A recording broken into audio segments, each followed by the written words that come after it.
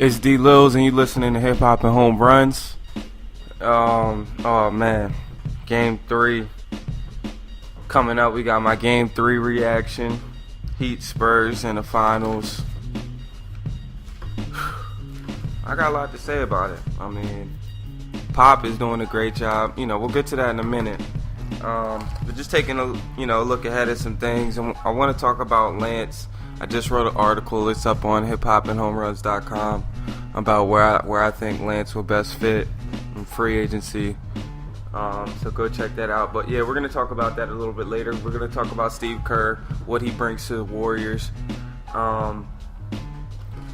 Just a lot. We got a fully packed show, so we'll see here. But yeah, getting on Game 3 though.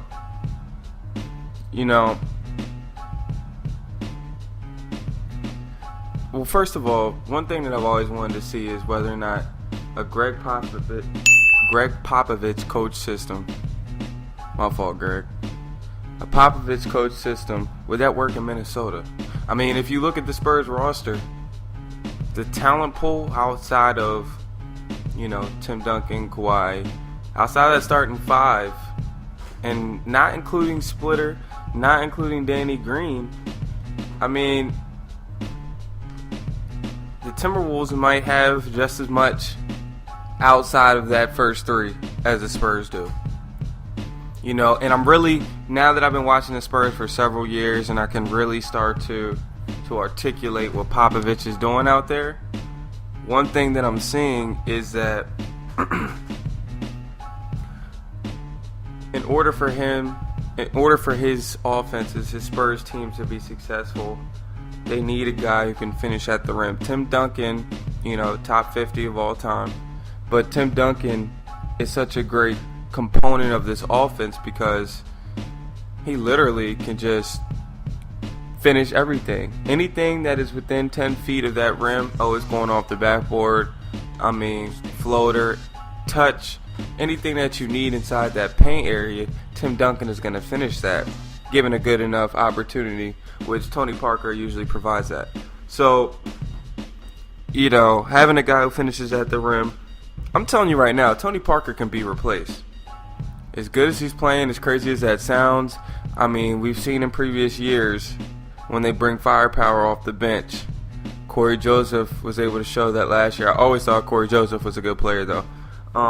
Patty Mills, same thing. Another European guy. Well, not really European. He's Australian. He plays in that FIBA series, but I mean, he's a well-polished point guard. I remember when he played at St. Mary's. That was a good team. They went to the NCAA. So, I mean, they just continue to build. But overall, what I saw in Game 3 was just the execution of their offense. And that's what it looks like. When you run the motion offense, when you're setting screens away from the ball, that is what basketball looks like. That's how I was taught the game of basketball. The Heat play a more primitive style, one-on-one, mano-a-mano, and they're playing right into the Spurs' hands. I've always said, okay, here are the ways that you beat LeBron James.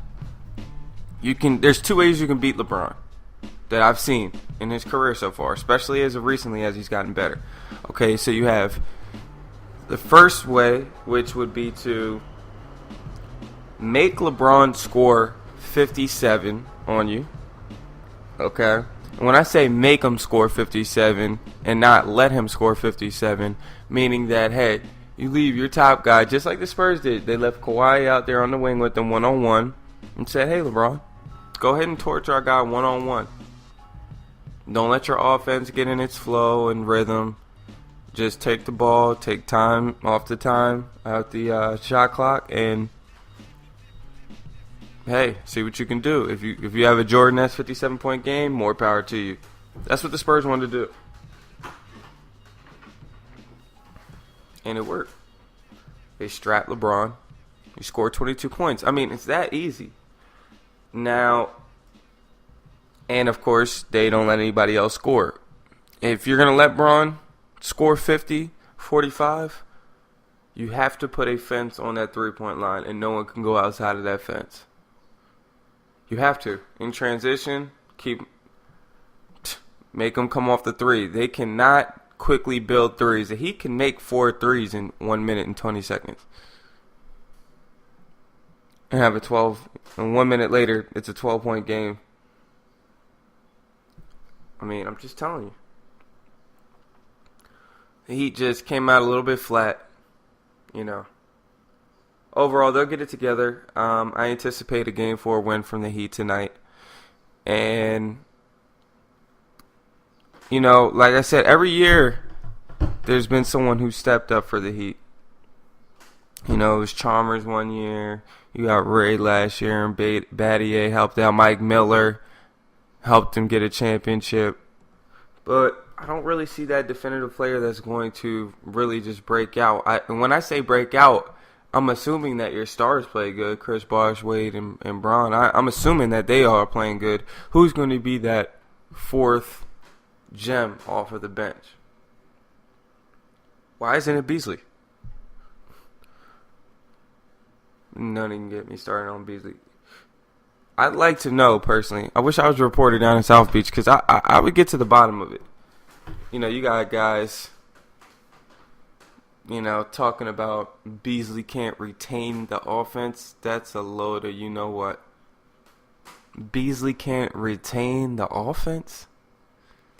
The man came in the league when? Didn't he come in the same time Derrick Rose did? What was that, 06? I could be wrong. I want to say Durant was 07 and D Rose was 06.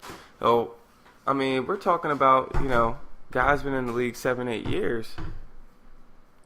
He doesn't know his defensive slides. That's why he's not playing. Yeah, right. I'll tell you exactly why he's not playing. Now, I'm not reporting this, but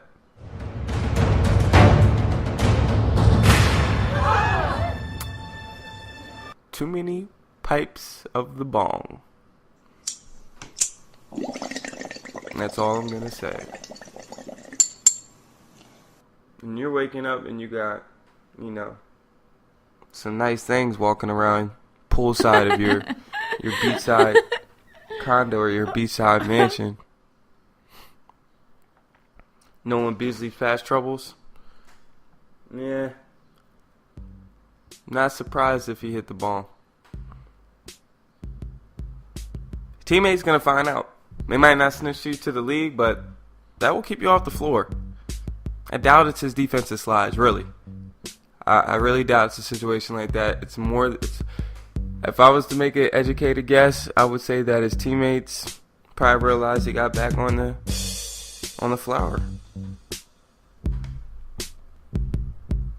I don't know.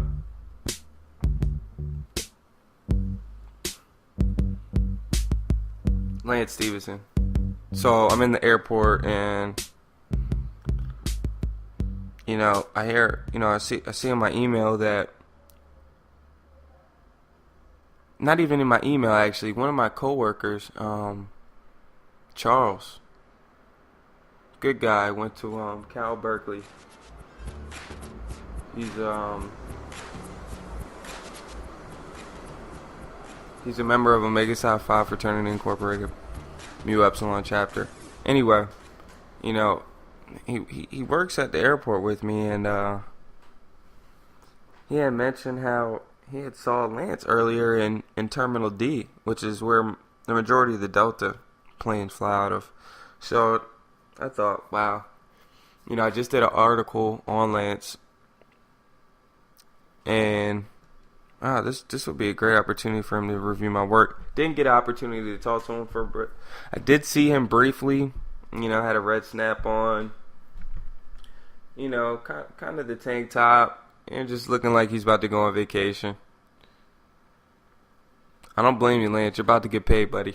You're about to get paid. But go ahead, go online and read my article. Again, it's on hiphopandhomeruns.com. It's a main feature article right now, and basically, you know, I talk about where I think Lance should end up. Lance is a great talent. A great talent. Somebody who could elevate himself to supreme superstar level. He could. Lance has that ability, and he has the attitude. He has the killer. Okay. And I'll address, the killer. That's a whole nother segment for a whole nother day. Okay, Kobe's got the killer. Westbrook's got the killer. Lance Stevenson's got the killer. I'm telling you right now. He's got that killer mentality, and he's out there, and whatever you have, he wants to take it from you. That's the kind of guy Lance is. And, he's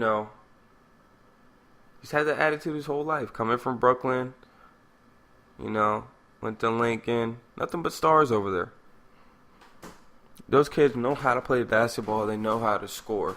Lance, people are forgetting he was the Big East Player of the Year his freshman year. The Big East. Let's not just mention that lightly. Did we remember who was in the Big East? Now I know, the the power conferences have changed over the past couple of years and stuff is all mumbo jumbo now, but let's take a look. Lance played at Cincinnati for 1 year and got up out of there and went straight to the league after that. And it's excelled.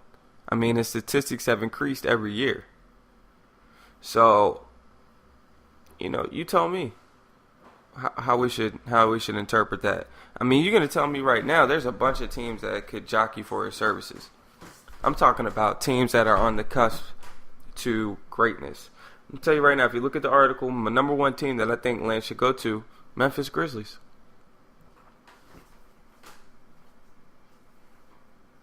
You're thinking, okay, now I got to look up their number as far as can they afford this financially. I know Zach I believe he's a restricted free agent. He may be unrestricted. But I know Zach is definitely a free agent after this season. You got Gasol locked up. There's all types of rumors floating around about Pau Gasol matching the brothers up. I think that will be a good that will be a good show for them in Memphis.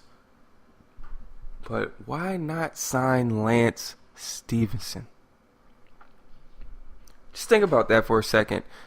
Memphis fans, think about what he would do for your franchise. Okay? A year of maturity, all that blowing in the air stuff, that will be done. That will be over with. You don't have to worry about that. That's not going to follow him the rest of his career. He's a tenacious defender. There's nothing wrong with that. But, I mean, giving you guys some stability at the shooting guard, you drafted Rudy, and that didn't work out for you. And you came back the next year, drafted O.J. Mayo, and O.J. was highly hyped prospect coming out of California. I mean, they were talking about he was going to be the next Kobe Bryant. I'm just straight up from high school. I remember him being on the cover of Slam and just, oh man, O.J. Mayo was the talk of the town when he was in high school. And, when he went over to, where he played, USC? Yeah, O.J. played at USC. So, Memphis has had nothing but bad luck when it comes to, that shooting guard position. But I tell you what, I'm telling you now that they really need to, they need to think about grabbing Lance. I mean, he will solidify. You can move Tony Allen to the bench. Okay. You have Conley, Lance Stevenson, Tayshaun Prince. Zach is questionable, and Marc Gasol. I mean, that roster is competing with anybody. Memphis already gives Oklahoma City problems without Lance. You add Lance to that roster, I gotta say, they may have beaten the Spurs in the first round. Can't be too sure. So, yeah, definitely Memphis Grizzlies need to take a look at my guy Lance Stevenson. And then after that, there's a couple of different people who I think that and when I say people, I mean GMs, I think need to take a serious look at it. But, man, I'll tell you what. How about Chicago Bulls? You had Derrick Rose, all this talk about Carmelo Anthony. Nah. Let's look at the two position. Let's look at the two guard for the Chicago Bulls. You have Jimmy Butler, or is it Kirk Heinrich? Or is it Jimmer Fredette? Or I don't know. Who is their two guard? Either way, you don't have Mike Dunleavy back. You can move. Butler can move to the 3. I like Butler. I like Butler just as much as I like Kawhi Leonard. I think Butler is the Kawhi Leonard of the East. I really do. But you put Lance right there at the shooting guard. Lance can give you 18 to 20 a game, D-Rose or no D-Rose. And D-Rose can still be your number one guy. That's what I'm trying to say. You know, he played alongside Paul George. That's not necessarily the best fit for them. They don't have a D-Wade, LeBron type of relationship. You know, they're both trying to become stars in the league. Wade and LeBron were already stars. That's the difference between the two. Indiana's two guys were vying for the right to be that star. They're both trying to rise to stardom. Okay. Memphis, Chicago Bulls add that Lance to their squad. I mean, they're number 2 in the East, probably number 1, knowing how complacent the Heat get during the season. The Bulls will probably finish number 1. Guys, got to take a look at that. Got to.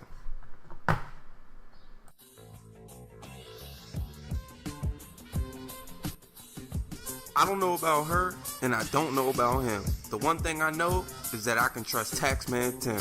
Come to EMAC Taxes and get a free financial consultant at 123 West Saratoga Street, Baltimore, Maryland, or call 410-752-3100 and ask for Taxman Tim. Time is money.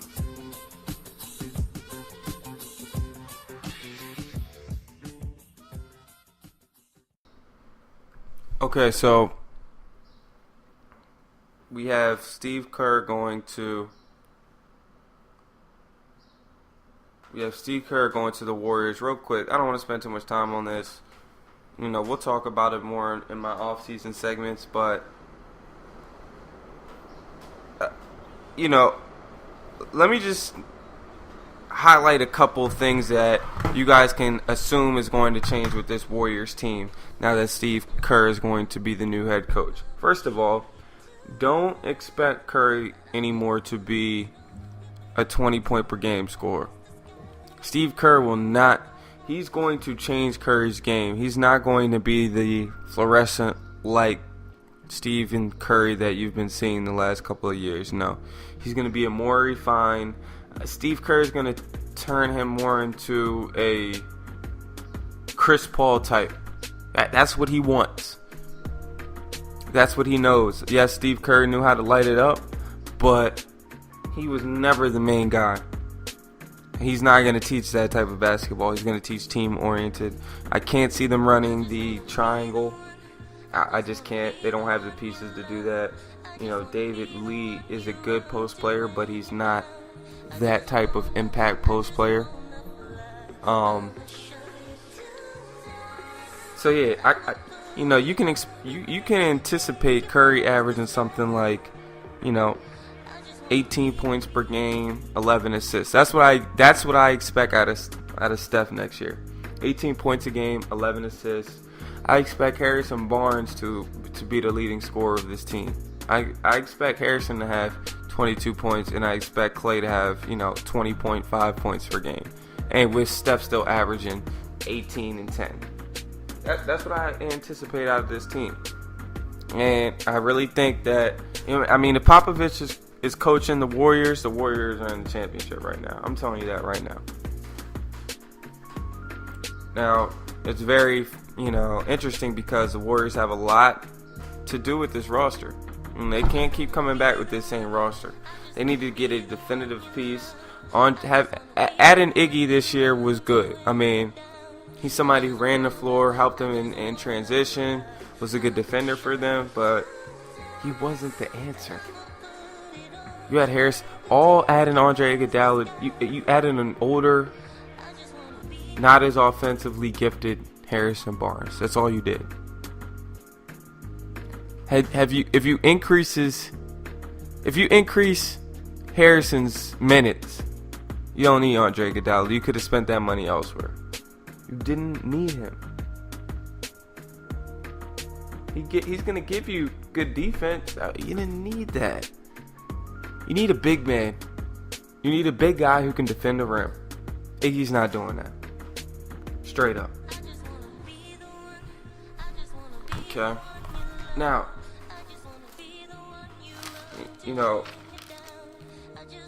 I wanted to get to a couple of more serious topics. This is hip-hop Homeruns. And I want to talk about a couple of things, that really stood out to me this week. Things that would lead me to, to go to our why aren't we talking about this section.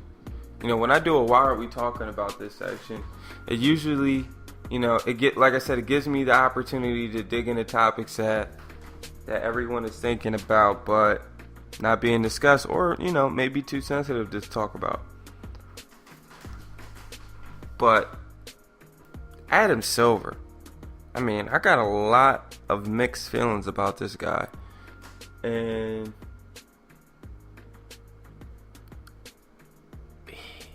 I'm telling you guys right now, I don't think you're gonna like this reign with Adam Silver. I don't think so. I think that you're gonna learn to really appreciate David Stern. As bad as that sounds, I think things are about to get worse for you. I'm gonna tell you why. Just off of I'm a very great evaluator on first impression. And Adam Silver, all you have to do is go back. I'm going to play a couple clips, but go back and listen to that interview on Tuesday at halftime of Game 3 and listen to that interview that he did.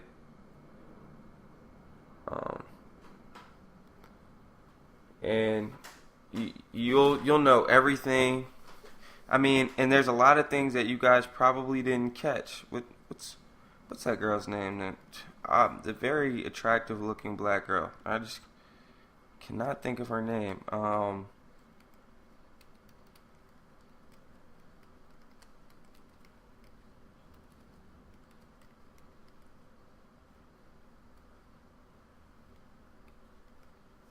Give me a second.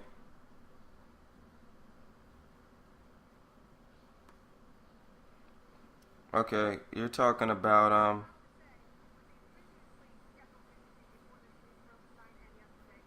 gosh, I'll get you guys her name. I can't think of her name for whatever reason. It's a very popular girl, but he said a lot of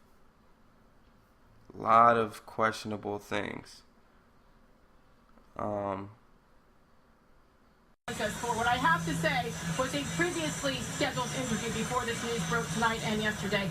Adam, with the news tonight, what is the next step for the league? Well, first, it's so unfortunate that's what we're talking about after seeing record shooting percentage from the Spurs and incredible finals. But the next step for the league is to, frankly, stand back and allow this dispute between Donald and Shelley Sterling to play itself out. So I think what happened here was we had scheduled a hearing for our owners in which we were going to move to terminate his franchise, and we never got to that hearing because Shelley Sterling said to us, I'm selling the team, and then she went ahead and sold the team. She sent us a letter, or Donald actually, his attorney sent us a letter saying he was agreeing to allow her to negotiate a sale of the franchise. But because we knew Donald was also suing us, we asked Shelley, in essence, to indemnify us to ensure that if Donald didn't go along with the sale, that that she would cover us, and she did. So this is really now a dispute between the Sterlings. So we're on the sidelines. Absolutely, and again, in court tomorrow, trying to expedite. So, I mean, we could talk about a couple of these things. Sage Steele, that's my baby Sage. Sorry, girl. Sage Steele. So, I want to just talk about a couple of the things that he mentioned. It sounded like to me, the whole way he was kind of pushing the matters onto the Sterlings rather than taking onus of the situation. Oh, it's out of the NBA's hands at this point. I mean, this is just an argument between the Sterlings. The NBA is not in this. Oh, yes, you are. Don't act like that, man. Do not act like that. I'm sure the lawyers of the Sterlings were laughing when they saw him say that, because I'm telling you right now, this thing is not over. This thing is not over. And for him to really just say that, he's just looking like a joke, honestly. In my gut opinion, Adam Silver was not prepared for this job. I think he's one of those guys that, for anybody who's worked in a corporate office, he's one of those corporate guys that just kind of, have been there for a long time and kind of fell into the position from a politics standpoint, but may not necessarily be the best guy. He's not the voice. To be a commissioner, you need to be the voice of the league. You have to be a staple. Your voice has to rain down. Adam Silver is very unsure of himself. You can just look at his body language. I'm telling you, go back and look at the interview of Sage Steele and Adam Silver halftime of Game 3. There was something else he didn't like. Let's go to the clip. What does that do to the league as it goes into some negotiations for the TV rights? Well, I don't think it changes anything in terms of our television negotiations. We're negotiating against your bosses and against Turner, and they're going to pay what they think is fair market value. So whatever we think it's worth. I mean, he literally says your bosses. Now, could I be overanalyzing the situation? Yeah, I tend to typically do that. So could very easily be reading into this too much. But my question is, would Adam Silver have said that same thing if he were speaking to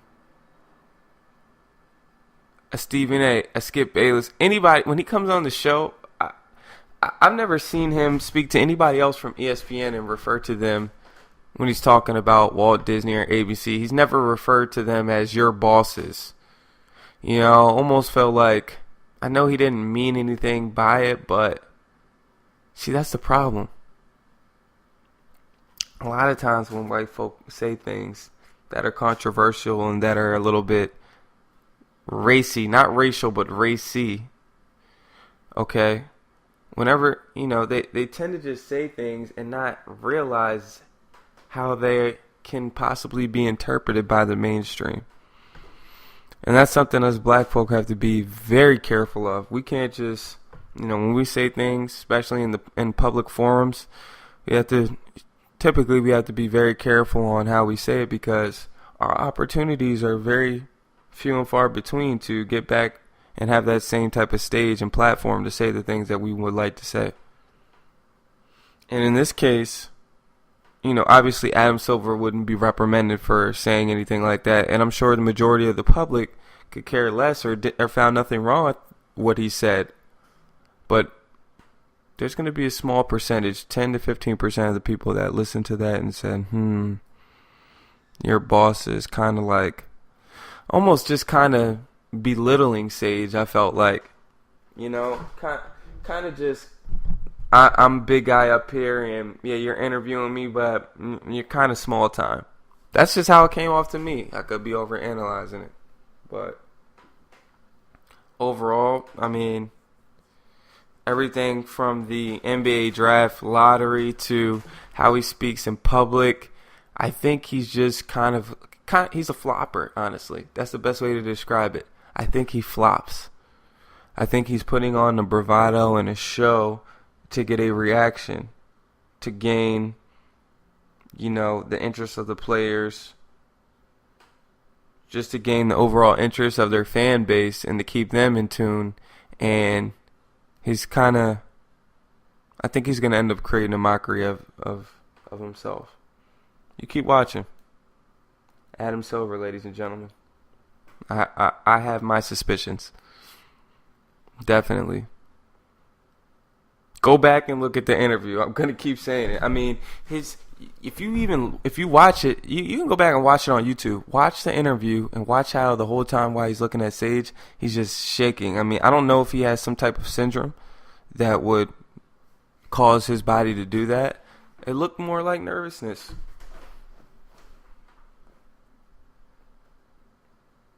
Looked like nervousness. So, I don't know. We need to take a look at that guy, though. Definitely. And another thing that we need to take a look at, and I want to preface my comments by saying I'm a Cowboys fan, but I'm running this show, Hip Hop and Home Runs, and I always bring my unbiased opinion on everything. So, you Redskins fans out there, I mean, my uncle is one of them. My Uncle Jay, big time Redskins fan. Big time. Redskins fans, they don't play. I'll tell you right now. Especially in the DMV, that's where I'm from. That's where I live. Well, I don't live there anymore, but until recently, that's where I lived. That's where I remained. And you Redskins fans, I'm telling you, definitely one of the top 10 fans in the nation. Now, the whole name change thing, I have mixed feelings about it because, obviously there is a group of people that feel a certain way about this. They feel some type of way, like Rich Homie Quan. And it's not for me to say, oh, well, this only 10% of their population. No. If you had a racial slur, it is a racial slur. Red skin. Hold on, let me repeat that. We have several Redskin officials saying the name is not racial. Hold on. Even if it wasn't derogatory, the name itself is racial. The name of your team is a description of another human being. A physical description. The Redskins. That name was derived from, well, let me not misquote, but I can certainly tell you what it means to a youth, to a young 12-year-old boy who's listening. Redskin. Oh yeah. Redskins, Indians. Indians and their skin is red. Makes sense. What does that have to do with Washington, D.C. though? I'm telling you, that's the thought process of most of your kids nowadays. That's how they're going to interpret this whole melodrama. Dan Snyder has got to do something about it. I mean, I'm telling you, the whole Coaches Club, we can get into sports conspiracies in another episode. I will do that. But Daniel Snyder, I know you're not Donald Sterling, but a lot of NFL and NBA owners are hidden Donald Sterlings. Closet racists. Let's call them that. Closet racists. Wouldn't be surprised if Dan Snyder was one. You can hire, for all those who are going to jump on me on Twitter and say, hey, Daniel Snyder's had black quarterbacks. Hey, Daniel Snyder has had black coaches on the coaching staff. Slow your roll. So is Donald Sterling. He hired, if you forgot, he hired Doc Rivers. And plenty of guys before that. Does not mean you care for black folk. I'm just saying.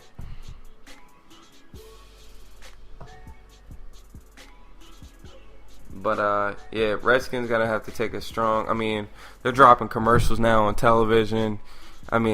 This is only going to elevate, escalate, however you want to look at it. whatever word that you want to choose that would suggest that it's going to rise or go up or increase, use that word, because it's going to happen. This is just the beginning. I'm telling you right now. I'm telling you right now.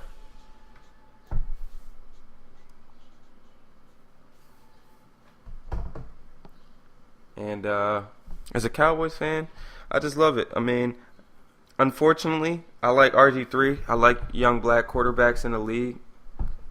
I think that's great.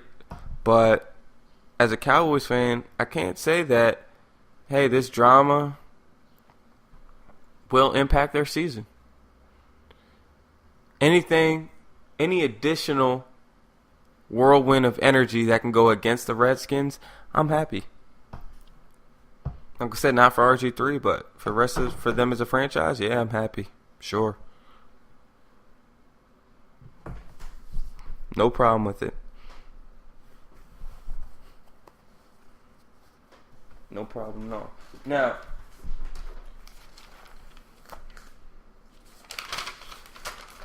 there was actually,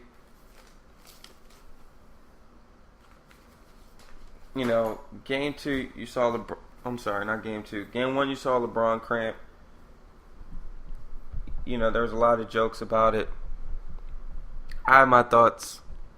We'll get to those another time. But for all those who haven't had a cramp, who haven't experienced cramping, believe me, you don't want to have a cramp-ridden career. That is not something that you want to experience. I'm just telling you right now. If you've never had your legs locked up on you, it's not something you want to experience. It's horrible. It's horrible. I mean, yeah, I'll tell you guys a story right now, but stay off of LeBron when it comes to that cramp and stuff. And if you've had cramps, then I know you're not tweeting at him. But if you haven't,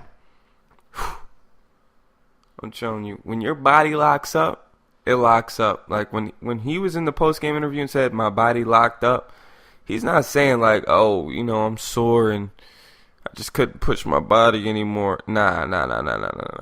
When he says his body locked up, he physically means his legs were unable to bend. His muscles were contracted in a way which prevented them from move. It was literally like someone shoots your legs with Botox. That's what it feels like. Both legs, and all your muscles are contracted to its fullest extent, and that's it. They can't move. It's horrible.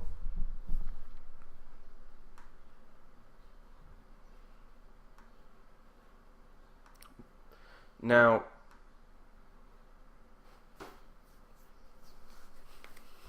this, I'm gonna start. I've already started building my my off-season grades for teams and my preseason rankings.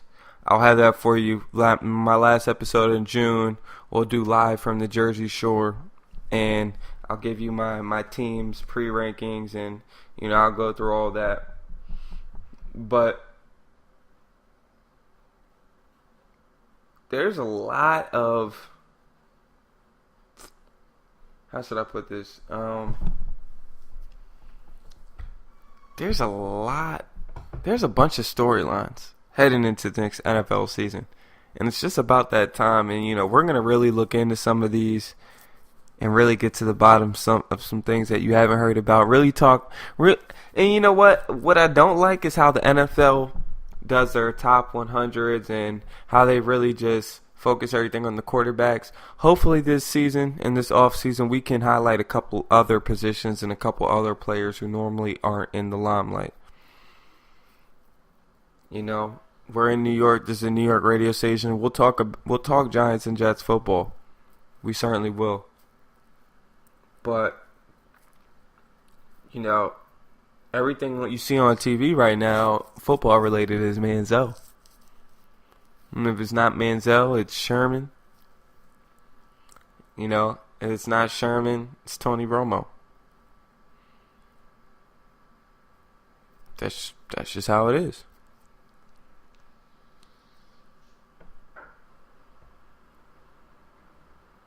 And we'll take a look. My NFL section. I'll do some my rookie preseason stereotypes. There's a handful of guys that came in this year's draft that, are going to fail drug tests. They're going to get in off-season trouble. They're going to be guys that get suspended for hits to the head.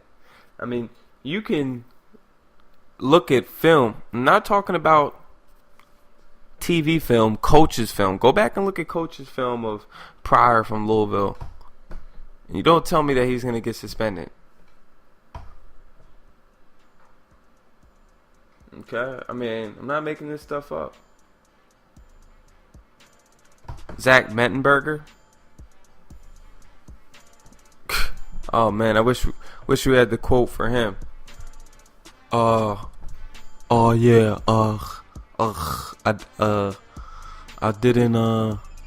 turned down weed so many times, and this was just the one time that I didn't.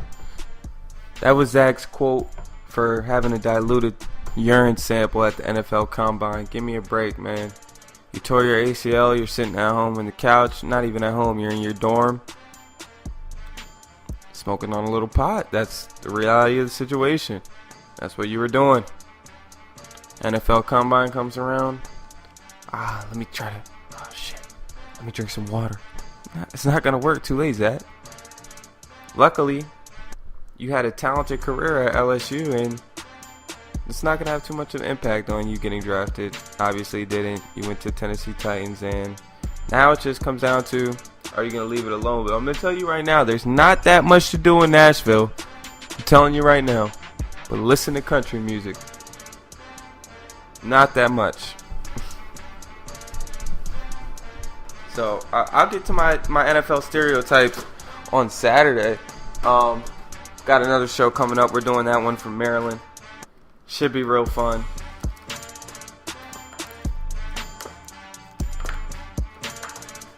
And also online this week, you'll see some videos posted. And I'll be going week to week. I'll be visiting different courts up and down the East Coast. Summertime, I'll be hitting a lot of the New York courts up. I'll be doing shows from Rucker Park, Dykeman, a couple of the nearby courts in Queens, as well as some courts in Baltimore. Drew Hill Park. I have film in all these different locations of some games going on. A lot of good talent, and I want to post it on the website so you guys can see and check it out. In addition to everything else that's going on with the blog. So, stay tuned. And I'm glad you guys are tuning in now. We finally made it. Hip Hop and Home Runs. We're here. Tune in next time.